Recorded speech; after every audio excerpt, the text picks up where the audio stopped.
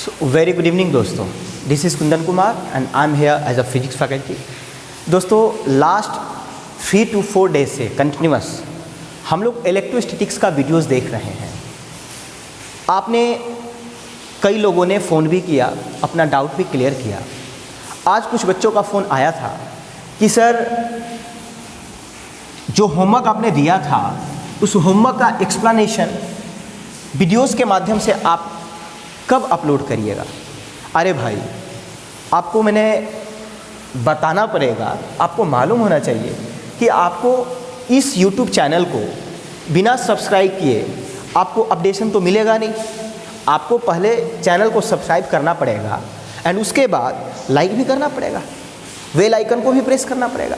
और ये बातें कॉमन सी बात है, आपको खुद समझना चाहिए। आप फ़ोन करके पूछते हो कि सर जो होमवर्क आपने दिया है उसका एक्सप्लेनेशन का वीडियोस कब YouTube पर अपलोड करिएगा। आप क्या करो, आप तो टेक्निकल हो भाई, आजकल सभी स्टूडेंट्स टेक्निकल हैं। YouTube चैनल पे आपको जाकर इस चैनल को, जिस पे फिजिक्स का क्लासेस आप अटेंड कर रहे हो, उस चैनल को आपको सब्सक्राइब तो करना ही है, प्लस बेल आइकन को प्रेस करना होगा। उससे फ़ायदा ये है कि आपको नेक्स्ट वीडियोस जब भी आपको मिलेगा वो बाय डिफ़ॉल्ट आपको नोटिफिकेशन में इंफॉर्मेशन मिल जाए। एनीवे, तो आज हम लोग लास्ट क्लास में इलेक्ट्रोस्टैटिक्स का हमने कंडक्टर का बिहेवियर देखा था। आइए लास्ट क्लास का हम थोड़ा सा रिकैप करते हैं। लास्ट क्लास में हमने आपको क्या बताया था कि किसी भी कंडक्टर में किसी भी, और एक बात ध्यान रखना, जो यहाँ पे कंडक्टर का एनालिसिस जो हम कर रहे हैं ये इलेक्ट्रोस्टैटिक्स के केस में कर रहे हैं। हम इलेक्ट्रिसिटी में कंडक्टर का बिहेवियर जब एनालाइज करेंगे तो कंडक्टर अपना बिहेवियर हो सकता है चेंज करे। यहाँ पे इलेक्ट्रोस्टैटिक्स के अंदर जब हम कंडक्टर को एनालाइज कर रहे हैं तो यहाँ पे कंडक्टर जो अलग तरीके से बिहेव करेगा, इलेक्ट्रिसिटी में अलग तरीके से बिहेव करेगा। तो क्या डिफरेंस है, क्या सिमिलरिटी है, ये तो अपकमिंग चैप्टर करंट इलेक्ट्रिसिटी में हम समझेंगे। बट प्रेजेंटली हमें ये समझना है कि कंडक्टर को इलेक्ट्रोस्टैटिक्स में किस लॉजिक के बेसिस पे उसका प्रॉपर्टी हम एनालाइज करेंगे। तो लास्ट क्लास में जो हमने बिहेवियर देखा था कंडक्टर का, उस बिहेवियर को हम रिकैप करते हैं with in the minute. Conductor का पहला बिहेवियर हमने देखा था कि किसी भी कंडक्टर में जो चार्ज होता है वो कंजर्व होता है। चार्ज कंजर्वेशन जो होगा वो ऐसे कंडक्टर के लिए होगा जो इलेक्ट्रिकली आइसोलेटेड हो। इलेक्ट्रिकली आइसोलेटेड का मतलब, अगर कोई कंडक्टर किसी अनदर कंडक्टर के थ्रू कनेक्टेड नहीं है, वैसे सिचुएशन में जो उसके ऊपर नेट चार्ज होगा वो कंजर्व होगा। नेट चार्ज कंजर्व का मतलब होता है, net charge I mean summation of QI should be equal to summation of QF। आपको मैंने एक एग्जांपल दिया होगा, सपोज करिए कोई कंडक्टर है और इसमें एक ही सरफेस है। हमने ये कंडक्टर है, सॉलिड कंडक्टर है, कंडक्टर जो है ये सॉलिड है, इस पे हमने Q चार्ज सप्लाई किया। तो ये जो Q चार्ज है, Q चार्ज ये कंडक्टर के सरफेस पे जा कर के कलेक्ट हो जाता है। अब आप खुद बताओ, इस एग्जाम्पल में जो हमने कंडक्टर कंसीडर किया है इसके पास तो केवल एक सरफेस है। तो सरफेस जब एक ही है तो जो भी चार्ज हम बाहर से सप्लाई करेंगे वो इसी सरफेस पे आकर के कलेक्ट होगा। लेकिन अगर इस कंडक्टर के सेंटर से कुछ मटेरियल कट करके बाहर निकाल दें तो यहाँ पे स्पेस क्रिएट होगा, और टेक्निकली इस स्पेस को हम कैविटी कहते हैं। तो अब ध्यान से देखिए, इस कंडक्टर के पास अब एक सरफेस नहीं है, अब इसके पास दो सरफेस है। एक तो बाहर वाला जो आउटर लेयर है और एक अंदर वाला जो कि इंटरनल लेयर है। सरफेस इज व्हाट बेटा? Surface is nothing but it's a interface between the material and air. आपको मालूम है कि इस कंडक्टर के बाहर एयर है, एयर और कंडक्टर का जो स्टार्टिंग सरफेस है, आई मीन स्टार्टिंग जहाँ से कंडक्टर स्टार्ट हो रहा है उसके अंदर तो मटेरियल फील्ड है। यानी कि स्टार्टिंग से इस पॉइंट को ध्यान से अगर आप कंसीडर करो तो इस पॉइंट के राइट हैंड साइड में एयर है और इस पॉइंट के लेफ्ट हैंड साइड में मटेरियल है। तो यहाँ पे दो मीडियम को, ये जो पॉइंट है, पॉइंट वो क्या कर रहा है, डिफ्रेंशिएट कर रहा है, डिवाइड कर रहा है, इसलिए इस लेयर को, ये जो पॉइंट जिस लेयर पे एग्जिस्ट कर रहा है, इस लेयर को हम सरफेस कहते हैं। अब चूंकि बीच का जो मटेरियल है उसको हमने कट करके निकाल दिया, तो ऐसे स्पेस को टेक्निकली हम कैविटी कहते हैं। और कैविटी क्रिएट होने के कारण यहाँ का जो पॉइंट है, यहाँ का पॉइंट, इस पॉइंट के नीचे एयर है और इस पॉइंट के ऊपर क्या है भाई, मटेरियल है, इसलिए ये भी क्या हो गया, लेयर हो गया। तो ऐसे कंडक्टर में दो लेयर हमारे को मिलता है। अब ध्यान से देखिए, ऐसे सिचुएशन में जब ऐसे कंडक्टर को आप एक्सटर्नली किसी चार्ज क्यू को आप सप्लाई करते हो, तो जो चार्ज होता है वो कंडक्टर के सरफेस पे कलेक्ट होता है, मटेरियल में कलेक्ट नहीं होता। तो ये जो चार्ज क्यू है ये इस सरफेस पे भी आ सकता है लाइक Q1, और हो सकता है इस सरफेस पे भी जाए लाइक Q2। कई बार ऐसा होगा कि इंटरनल सरफेस जिसको हम कह रहे हैं, जहाँ पे मैंने Q2 चार्ज अभी रखा है, हो सकता है ये Q2 का वैल्यू 0 हो जाए और जितना चार्ज हमने बाहर से सप्लाई किया है वो टोटल चार्ज एक्सटर्नल सरफेस पे जाकर कलेक्ट हो जाए। ऐसा भी सिचुएशन हो सकता है। ऐसा भी सिचुएशन हो सकता है कि ये जो चार्ज Q है जो बाहर से हम इस कंडक्टर को सप्लाई कर रहे हैं, ये चार्ज Q1 Q2 में डिवाइड होकर और दोनों सरफेस पे डिस्ट्रीब्यूट हो जाए। तो इस चीज़ को हमने लास्ट क्लास में देखा भी था। तो this is the first property और behaviour of conductor in electrostatics. तो एक बात आपको नोटिस करना है कि ये जो बिहेवियर हम कंडक्टर का देख रहे हैं ये इलेक्ट्रोस्टैटिक्स के अंदर देख रहे हैं। सिमिलरली प्रॉपर्टी नंबर 2 हमने एनालाइज किया था और प्रॉपर्टी नंबर 2 में हमने कहा था कि जो नेट इलेक्ट्रिक फील्ड होता है, नेट इलेक्ट्रिक फील्ड वो किसी भी कंडक्टर में 0 होता है। किसी भी कंडक्टर में नेट इलेक्ट्रिक फील्ड जो होता है वो 0 होता है। नेट इलेक्ट्रिक फील्ड 0 का मतलब क्या हुआ? ये नेट इलेक्ट्रिक फील्ड जो 0 है ये कंडक्टर के इनसाइड में है, कंडक्टर के इनसाइड में। इनसाइड मतलब मटेरियल ऑफ द कंडक्टर के अंदर जो इलेक्ट्रिक फील्ड का मैग्नीट्यूड होता है, resultant magnitude, that is net electric field, that should be 0। But मैंने एक बात और कही थी, may present over the surface of conductor. ये जो इलेक्ट्रिक फील्ड है हो सकता है इस कंडक्टर के सरफेस पे प्रेजेंट हो, लेकिन कंडक्टर के मटेरियल में एग्जिस्ट नहीं करता, कंडक्टर के इनसाइड एग्जिस्ट नहीं करता। और इसका लॉजिक हमने समझाया था। आप लास्ट वीडियो को आप अच्छे से समझिएगा, देखिएगा, रिव्यू करिएगा। हमने इसका लॉजिक भी समझाया है और वो लॉजिक ये था कि अगर किसी एक्सटर्नल इलेक्ट्रिक फील्ड में अगर किसी कंडक्टर को आप प्लेस्ड कर देते हो, अगर आप किसी कंडक्टर को प्लेस्ड कर देते हो तो इसके अंदर वाला जो इलेक्ट्रिक फील्ड आपको दिख रहा है ये इलेक्ट्रिक फील्ड अंदर में प्रेजेंट नहीं होता। और उसका लॉजिक मैंने बताया था कि एक इंटरनल इलेक्ट्रिक फील्ड EF बनता है। This is the electric field जो कि इस डायरेक्शन में है और दिस इज इलेक्ट्रिक फील्ड जो कि एक्सटर्नली इस डायरेक्शन में है। I mean this is electric field EXT, that means external electric field. और ये जो इलेक्ट्रिक फील्ड है ये है internal, INT, internal electric field. और ये जो इंटरनल इलेक्ट्रिक फील्ड है ये क्यों बना, ये मैंने आपको बताया हुआ है क्यों बना।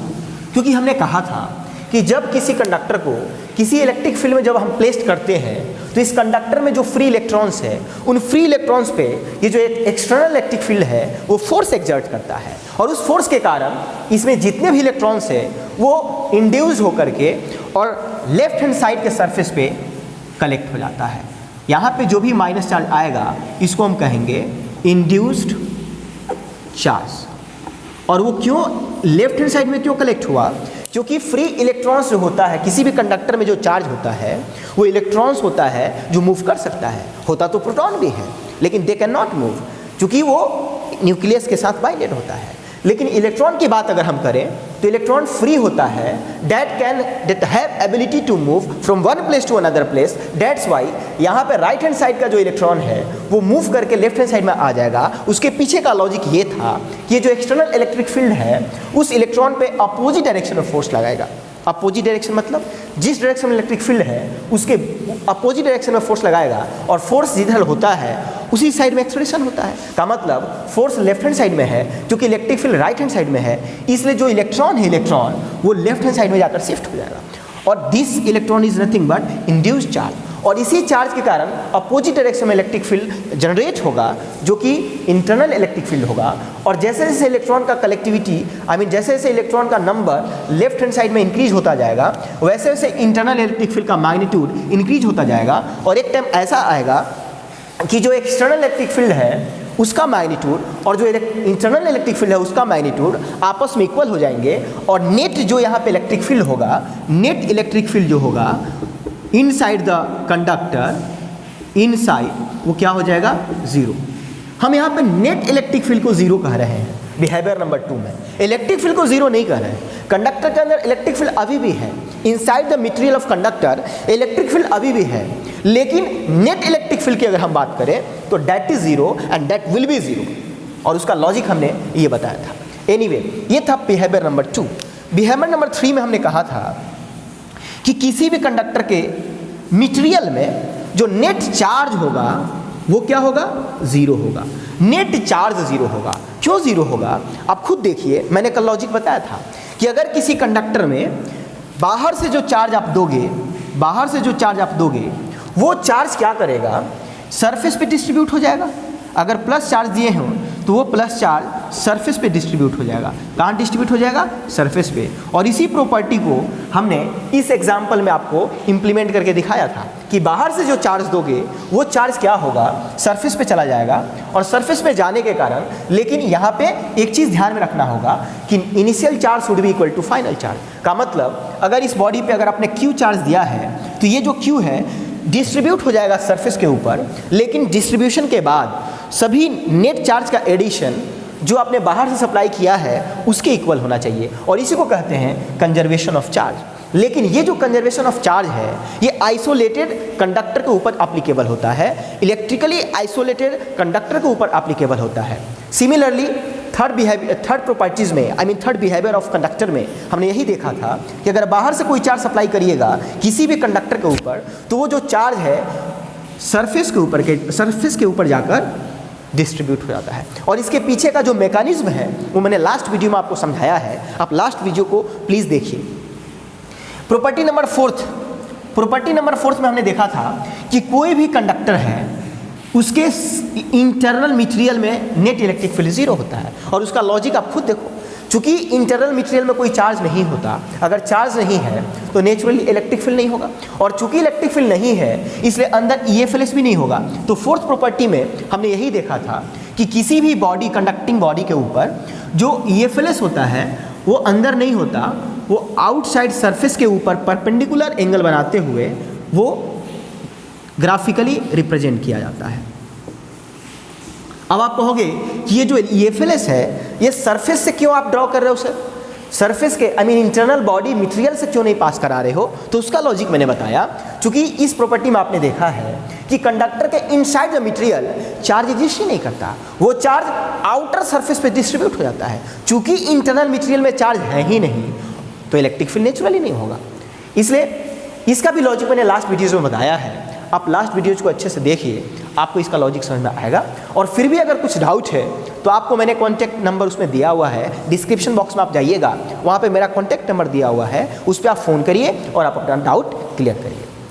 आज का जो क्लास है उस पर हम आते हैं। मैंने लास्ट क्लास में आपको चार्ज का डिस्ट्रीब्यूशन कैसे होता है, उसका मैकेनिज्म क्या है, उसका मेथड क्या है, कि किसी भी सरफेसेस पे चार्ज कितना डिस्ट्रीब्यूट हुआ, उसका मैग्नीट्यूड अगर हमें सपोज फाइंड आउट करना है तो वैसे सिचुएशन में हम किस लॉजिक को इंप्लीमेंट करेंगे, क्या टेक्निक को इस्तेमाल में लेंगे, उस चीज़ को हमने लास्ट क्लास में समझा था।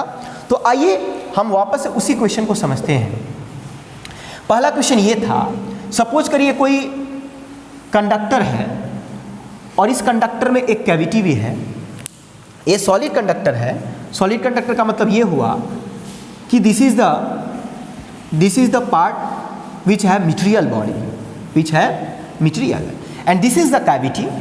हमने आपको कहा था सपोज करिए इस कैविटी में कोई चार्ज नहीं है, दिस इज द कंडक्टर। अब इसके पास दो सरफेस है, एक कैविटी वाला सरफेस और एक आउटर सरफेस। कैविटी वाले सरफेस को कहेंगे जो कि ये this one is internal surface and this one is external surface. इस कंडक्टर पे हमने एक चार्ज सप्लाई किया डेट इज Q, और वो पॉजिटिव इन नेचर है। आपसे कहा जा रहा है कि find out the charges over the surface number 1 and 2, मतलब इंटरनल सरफेस पे चार्ज कितना डिस्ट्रीब्यूट होगा और एक्सटर्नल सरफेस पे चार्ज कितना डिस्ट्रीब्यूट होगा, इसका वैल्यू हमें फाइंड आउट करना है। तो देखिए, लास्ट क्लास का लॉजिक आपको याद होगा, बट फिर भी मैं इसको रिकैप करता हूँ। मैंने कहा था कि जब भी इस टाइप का क्वेश्चन आपसे पूछा जाए तो आपका फर्स्ट प्रायोरिटी होना चाहिए कि एक गॉसियन सरफेस आपको ड्रॉ करना चाहिए।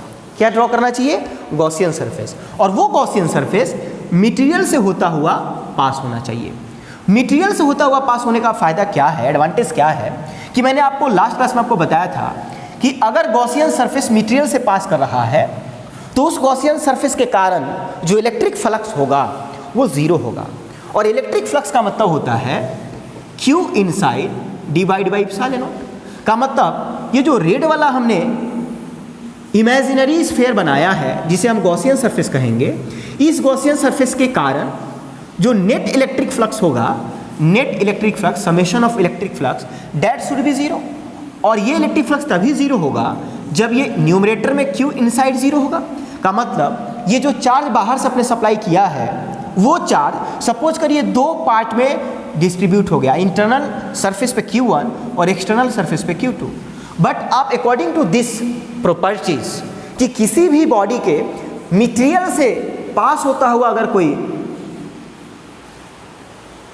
गॉसियन सरफेस है तो उस गॉसियन सरफेस के कारण जो इलेक्ट्रिक फ्लक्स होगा दैट शुड बी जीरो। ये बहुत इंपॉर्टेंट कॉन्सेप्ट है, इसको प्लीज माइंड में आप सेव करिए कि अगर किसी भी कंडक्टर का मटेरियल से पास होता हुआ अगर गॉसियन सरफेस है तो उस गॉसियन सरफेस के कारण जो नेट इलेक्ट्रिक फ्लक्स होगा दैट शुड बी जीरो।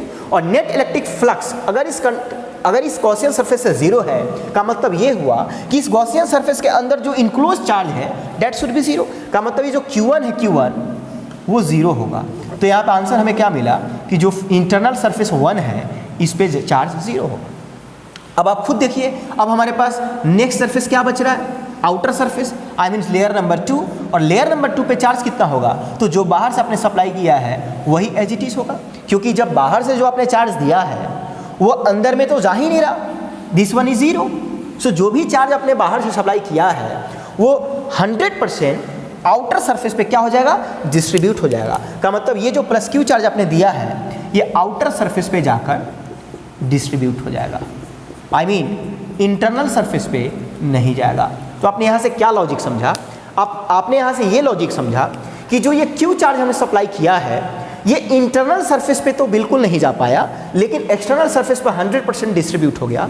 तो यहाँ से आप ये लॉजिक समझ सकते हैं कि जब बाहर से चार्ज आप सप्लाई करिएगा किसी भी कंडक्टर में तो कोई ज़रूरी नहीं वो केविटी पे जाए भी, और जाएगा भी और नहीं भी जा सकता है। इस एग्जाम्पल में बिल्कुल नहीं जा रहा। कहने का मतलब यहाँ पे इंटरनल सरफेस पे जो नेट चार्ज होगा वो ज़ीरो होगा। नेक्स्ट प्रॉब्लम क्या है इस चीज़ को देखते हैं। यहाँ पे इसको आप नोट करिए।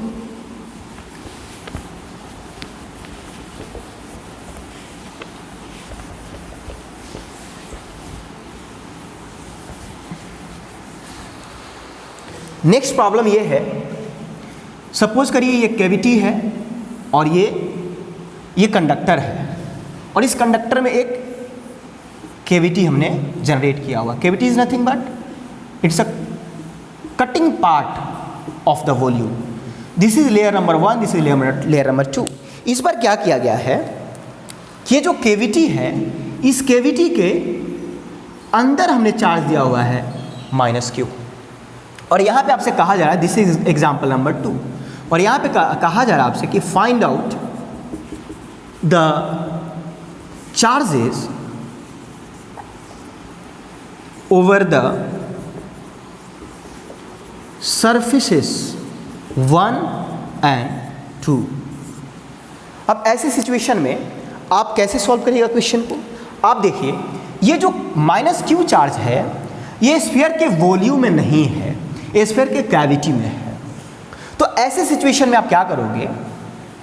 ऐसे सिचुएशन में आपसे तो कहा जा रहा है कि find out the charges over the surfaces. का मतलब जो कैविटी के अंदर जो माइनस क्यू चार्ज दिया गया है वो डिस्ट्रीब्यूट होगा इस इंटरनल सरफेस पे और एक्सटर्नल सरफेस पे।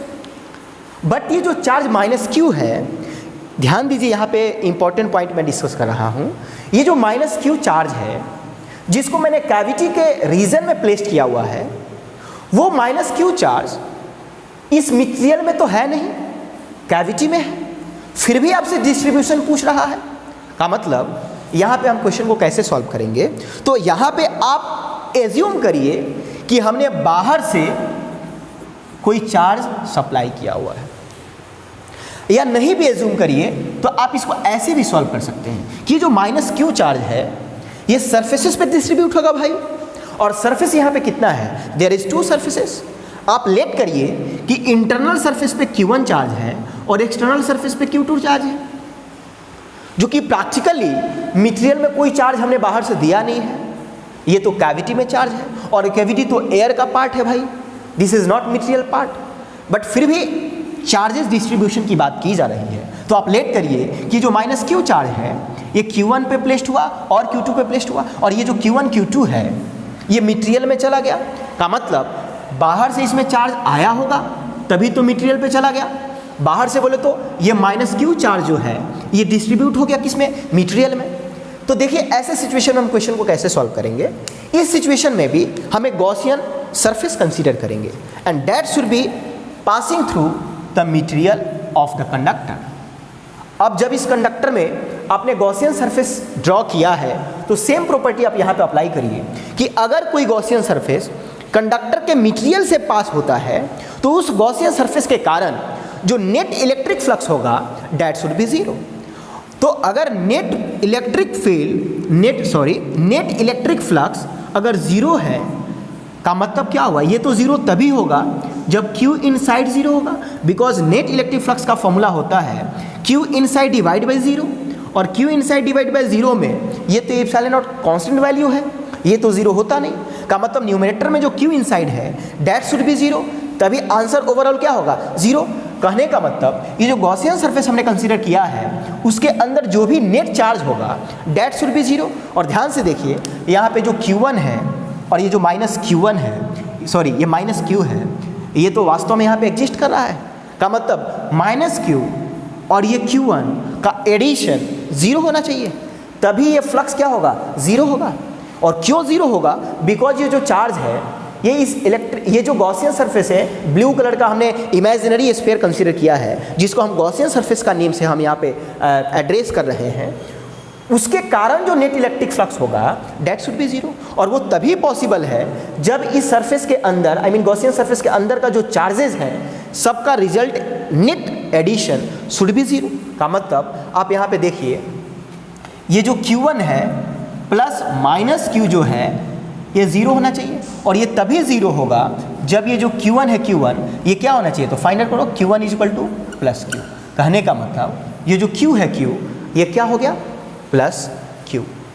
तो यहाँ से अपने क्या लॉजिक देखा? यहाँ से अपने ये लॉजिक देखा कि जो इंटरनल सरफेस है उसके ऊपर चार्ज कितना हुआ, तो जो कैविटी में चार्ज रखा हुआ है उसके ठीक अपोजिट हुआ। ये माइनस Q है जो कैविटी में प्लेस था और ये क्वेश्चन में गिवन था, और जो Q1 जो हमने फाइंड आउट किया वो प्लस Q है। तो ओवरऑल प्लस Q और माइनस Q का नेट रिजल्ट क्या हो गया? नेट मतलब दोनों का एडिशन क्या हो गया? 0।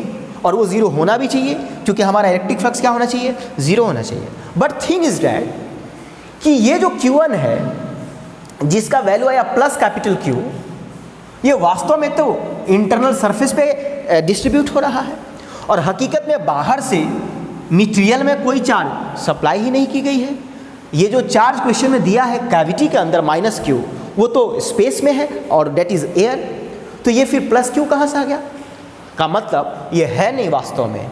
तो इसलिए दूसरा नेक्स्ट जब स्टेप आप करिएगा तो उसमें और ये बात और कॉन्सेप्ट क्लियर होगा कि नेक्स्ट जो सरफेस है डेट इज सेकेंड सरफेस, उस पर कितना होगा चार्ज। तो आप खुद देखिए इस बॉडी में Q1 इंटरनल लेयर का इंटरनल सरफेस का चार्ज है, प्लस Q2 एक्सटर्नल सरफेस का चार्ज है, इन दोनों का एडिशन क्या होना चाहिए, जीरो। जीरो क्यों किया, क्योंकि ये जो -Q क्वेश्चन में दिया है वो तो कैविटी में दिया हुआ है, मटेरियल में नहीं दिया है। कहने का मतलब Q1 और Q2 का एडिशन जीरो होना चाहिए, बिकॉज मटेरियल में कोई चार्ज वास्तव में गिवन ही नहीं है, बट जीरो होना चाहिए क्योंकि कोई भी चार्ज मटेरियल में सप्लाई नहीं की गई है। अब आप खुद देखिए, Q1 का वैल्यू हमने यहाँ निकाला है, इस Q1 की वैल्यू यहाँ सब्स्टिट्यूट कर दीजिए, Q2 की वैल्यू आ जाएगा Q2 equal to minus of Q1, और Q1 की वैल्यू कितना आया, -Q। कहने का मतलब ये जो Q2 है, Q2 जो कि आउटर सरफेस पे होगा वो -Q आया। अब यहाँ पे देखिए, दोनों सरफेसेस का चार्ज हमने निकाल लिया। फर्स्ट सरफेसेस का चार्ज आया +Q और सेकेंड सरफेसेस का चार्ज आया डेट इज आउटर सरफेस का डेट इज -Q। अब यहाँ पे देखिए, बिहेवियर ऑफ कंडक्टर में हमने जो फर्स्ट प्रॉपर्टीज एनालाइज की थी उसमें मैंने आपको क्या डिस्कस किया था, उसमें मैंने आपको यही डिस्कस किया था कि in an isolated electrically isolated conductor the charge over that of body should be conserve. का मतलब initial charge should be equal to final charge. तो यहाँ पे इनिशियल चार्ज क्या है, इस बॉडी में इनिशियल चार्ज तो कुछ नहीं है, वो कैविटी में है। तो इनिशियल चार्ज जो है इस बॉडी पे, आई मीन सरफेसेस पे, आई मीन कंडक्टर के मटेरियल में जो चार्ज है, मटेरियल का मतलब स्पेस में नहीं, एयर में नहीं, मटेरियल पे। तो ये जो कंडक्टर है इसके मटेरियल में वास्तव में कोई चार्ज इनिशियली था नहीं, मतलब जीरो था। और अगर चार्ज कंजर्व होता है इलेक्ट्रिकली आइसोलेटेड कंडक्टर का मतलब ये जो Q1 Q2 इनका एडिशन भी क्या होना चाहिए, जीरो। का मतलब देखो, Q1 का वैल्यू कितना आया है +Q, Q2 का वैल्यू कितना आया -Q। अब इन दोनों को ऐड करो, क्या रिजल्ट आएगा, जीरो। तो हमारा यहाँ पे कंजर्वेशन ऑफ चार्ज भी डेफिनेटली आप देख सकते हो कि इम्प्लीमेंट हो रहा है, सक्सेस हो रहा है, ट्रू हो रहा है। ओके, तो नेक्स्ट वीडियो में हम और भी बातें को डिस्कस करेंगे, लेकिन मैं आपको एक होमवर्क देता हूँ, पहले इसको नोट करिए।